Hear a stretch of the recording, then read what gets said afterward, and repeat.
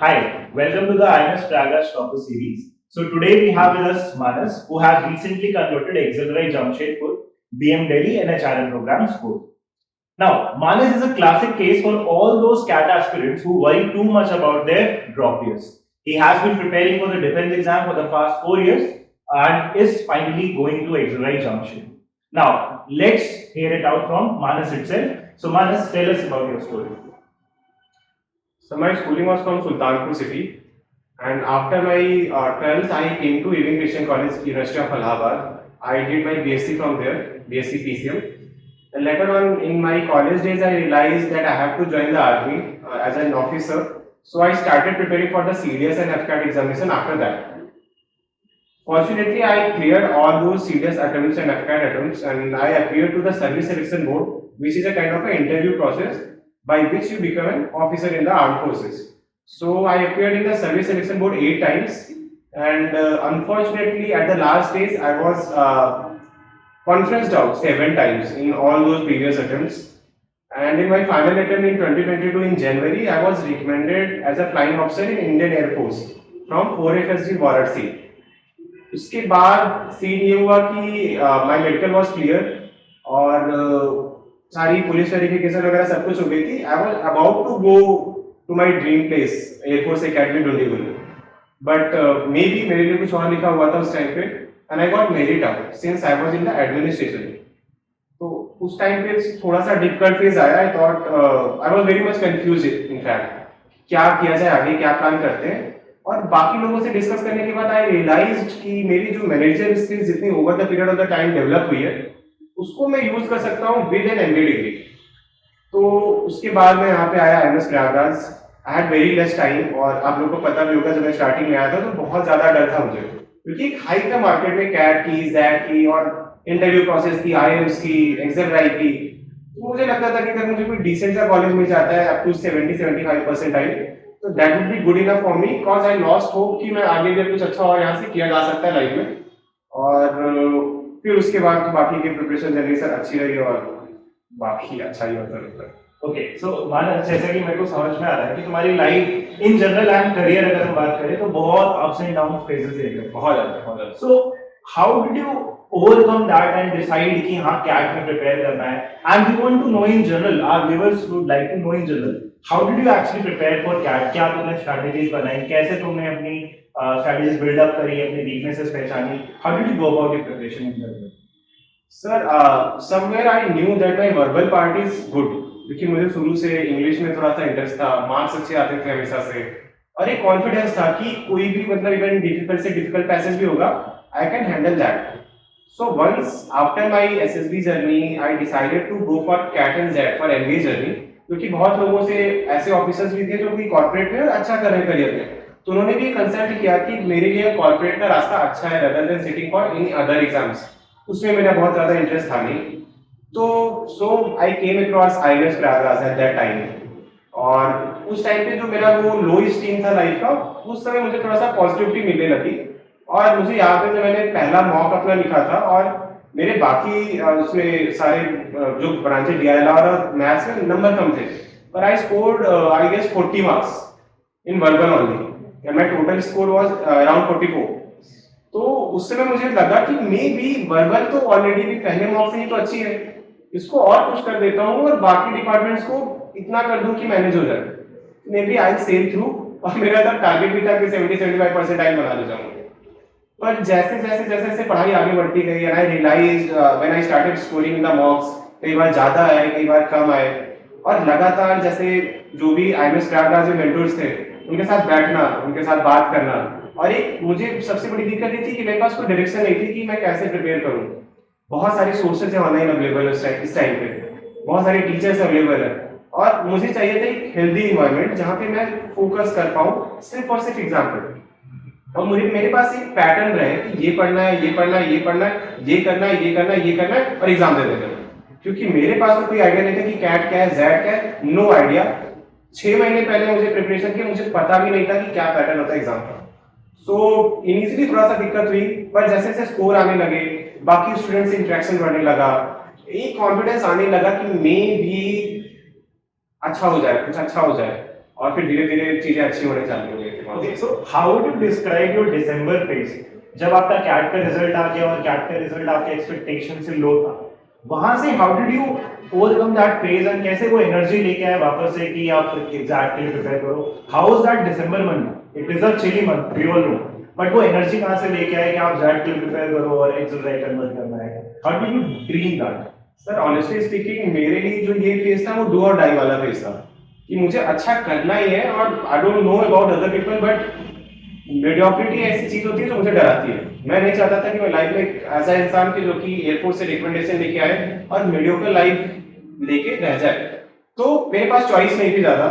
Cat के लिए मैं बहुत ज्यादा नर्वस था उस दिन। मैंने आपको कॉल भी किया था उस टाइम पे कि मुझे वोमिटिंग हो गई है। आई वाज टू स्ट्रेस्ड कि मुझे कैट के टाइम पे टाइम मैनेजमेंट मुझसे नहीं हो पाया। तो इसकी वजह से मैंने सोचा कि ठीक है, अब आपसे भी मेरी उस समय बात हुई थी, आपने बोला था मेरी मैथमेटिक्स थोड़ा सा थी वीक।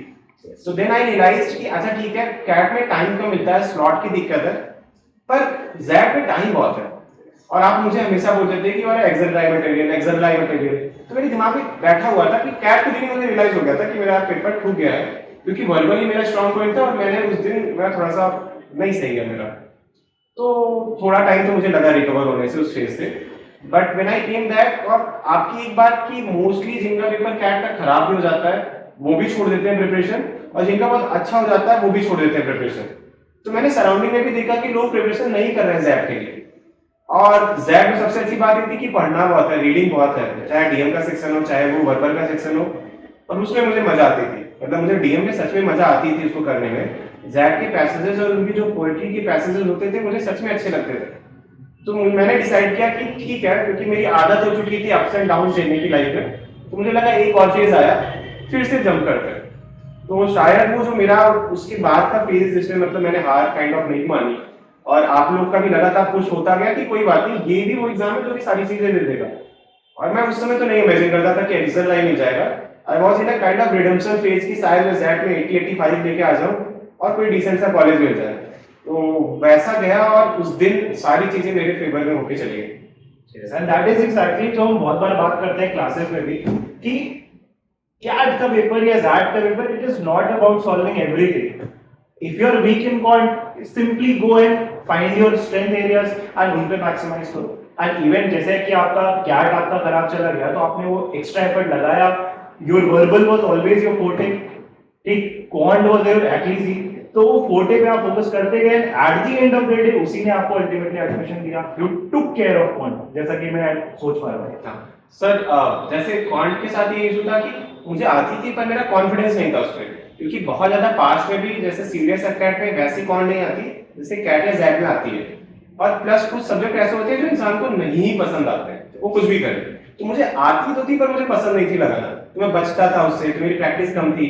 तो मैं क्वेश्चन लगा तो लेता था पर थोड़ा टाइम लगता था, तो वो कैट में नहीं हो पाता था। पर जैट में उसका मुझे एडवांटेज मिल गया। प्लस आपका मतलब वो एक एडवाइस मुझे काम आ गया कि जैसे पास्ट ईयर के जो क्वेश्चंस के पैटर्न थे वो मैं समझने लगा जब मैंने उसको बार बार लगाया लास्ट मंथ में। एंड एग्जैक्टली जैसे वो एंड वाला प्रॉब्लम था, कितने सारे ने क्लास में क्वेश्चंस कर रखे थे, दो exactly same रिपीट हो गया। यस सर, दो क्वेश्चंस तो वही आ गए जो मेरी नोट्स में थे, और मैंने सुबह उसको बस पलटा था कि इन केस कुछ मैं भूल जाऊं, कोई फॉर्मूला याद कर लूं, और क्वेश्चंस के आंसर भी वही थे। तो मुझे उस पे भी दो क्वेश्चन मिल गए। Hence the saying fortune favors the brave. मेरी sir. Yes. So, going ahead, what would you advise your future mates or future aspirants? How should they go about that and other exams? Sir मुझे ऐसा लगता है कि सबसे बड़ी जो चीज है वो एक होती है कि सेल्फ बिलीफ, इनर बिलीफ होना चाहिए एग्जाम को लेके। चाहे वो यूपीएससी का एग्जाम हो, चाहे वो सीटीएस एफकैट हो, चाहे वो कैट या जैट हो, सब में सारा खेल बस इतना है कि आप एग्जाम का हवा तो नहीं बना रहे। जब आपके ऊपर वो हाइप चढ़ जाती है ना तो वो चीज मुश्किल होने लगती है। द मोमेंट मुझे लग गया कि कैट तो खराब हो ही गया है, जैट ज्यादा से ज्यादा क्या होगा, खराब हो जाएगा, और उसका हवा मेरे ऊपर से निकल गया, वो दिन बहुत अच्छा चला गया। वो पेपर मेरे सामने खुद में खुलने लगा। कोई बहुत टेक्निकल या बहुत टिपिकल चीज नहीं है, बहुत सिंपल चीजें रहती हैं। हम उसका जो डर बना लेते हैं ना, उसकी वजह से चीजें और मुश्किल होने लगती हैं। तो मेरा सबसे बड़ा एडवाइस ये है कि आप एग्जाम के पैटर्न को समझो कि किस तरह के क्वेश्चंस वो बना रहे हैं, हर बार इस तरह के क्वेश्चंस रिपीट हो रहे हैं, और उसके साथ साथ थोड़ा सेल्फ बिलीव भी होना चाहिए कि मेरे जैसा इंसान इसको कर सकता है, क्योंकि बाकी लोग भी जो कर रहे हैं वो इंसान ही है। क्योंकि मैं एक मीडियोकर स्टूडेंट रहा हूँ, इस चीज में तो एटलीस्ट रहा ही हूँ, और अगर मैं कर सकता हूँ तो मैं सबको बोल सकता हूँ कि कोई भी इंसान कर सकता है।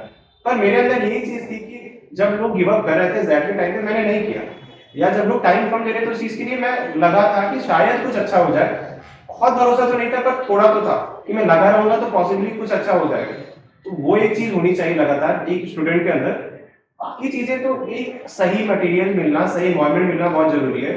मेरे हिसाब से जैसे बहुत सारे लोग मजबूरी में ऑनलाइन ले लेते हैं, but I will always suggest कि आप कोई एक ऐसी जगह पकड़िए ऑफलाइन की जहाँ पे एक अच्छा आपको कॉम्पिटिटिव और हेल्दी एनवायरनमेंट मिलता है। जैसे मेरे हिसाब से मैं आईएमएस प्रयागराज आया तो वो एटमोस्फियर ही था जो कि मुझे लगातार पुश करता था। वो बार बार बैठ के बात करना, अपनी प्रॉब्लम शेयर करना, चाहे वो साइकोलॉजिकल प्रॉब्लम हो, चाहे मेरा स्ट्रेस हो, एंजाइटी हो, चाहे वो सब्जेक्ट से रिलेटेड प्रॉब्लम हो, उस चीज से बाहर निकलना ही, मतलब अगर आप साइकोलॉजिकली जीत जाते हो तो आप फिर एग्जाम क्रैक कर लोगे। और इसके लिए बहुत अच्छा एनवायरनमेंट आपके लिए जरूरी है। मे भी बहुत सारी कॉमर्शियल प्लेसेस ऐसे हैं जहाँ पे क्राउड बहुत ज्यादा है और उस भीड़ में आदमी खो जाता है। ऐसी जगह जहाँ पे आपको अटेंशन मिल पाए अच्छे से, वैसी जगह आपको मिलती है जहाँ पे आपको एक स्पेसिफाइड रिसोर्सेज, जैसे आईएमएस का जो टेस्ट सीरीज है, आईएमएस का जो मॉड्यूल है, पोर्टल है, मैं ऐसा नहीं मैं एडवर्टाइज कर रहा हूँ उस चीज के लिए, पर मेरे लिए बहुत क्लियर कट रास्ता था। पोर्टल, मॉड्यूल, आप लोग की नोट्स, खत्म। तो वो चीज मेरे बहुत फायदे में आई, और शायद बाकी लोग के लिए भी ज्यादा टाइम रिसोर्सेज ढूंढने में ना जाए, उनको एक क्लियर कट रास्ता मिल जाए, आधा एग्जाम वहीं पे क्लियर हो जाता है। Clarity is what is the most important thing in our life. So, Manas, last question. ECC Prayagraj से Excelrai Jamshedpur, how excited are you? Actually सच बताऊं तो मतलब थोड़ा टाइम मुझे लगता है अभी भी बीवी से डाइजेस्ट करने के लिए, क्योंकि जैसे मैंने आपको बताया, I was looking for 70-75 percentile, some decent college somewhere, चाहता था कुछ अच्छा मेरे लाइफ में, पर मिल गया फाइनली, क्योंकि इससे पहले नहीं मिल रहा था। लगातार एसएसबी से बाहर होना, रिकमेंडेशन के बाद भी मेरिट आउट हो जाना, तो मैं आदत नहीं थी मुझे कि सच में मेरे साथ कुछ अच्छा हो जाएगा। तो अभी हो गया है तो मैं धीरे धीरे थोड़ा सा खुश रहता हूँ। प्लस आगे के भी थोड़ा सा प्रेशर है कि कैसे मैं उस चीज को वहां पे जाके हैंडल करूंगा, कैसे मैं अपने नॉन इंजीनियरिंग बैकग्राउंड या नॉन कॉर्पोरेट एक्सपीरियंस के साथ वहां पे जाके मुझे मिंगल होना है। तो एक्साइटमेंट भी है, नर्वसनेस भी है, तो दोनों चीजें साथ साथ चल रही है। Right. So we wish you all the best for your future endeavors. We hope you make the best out of your MBA. That is Manas Mishra for you guys. Thank you sir.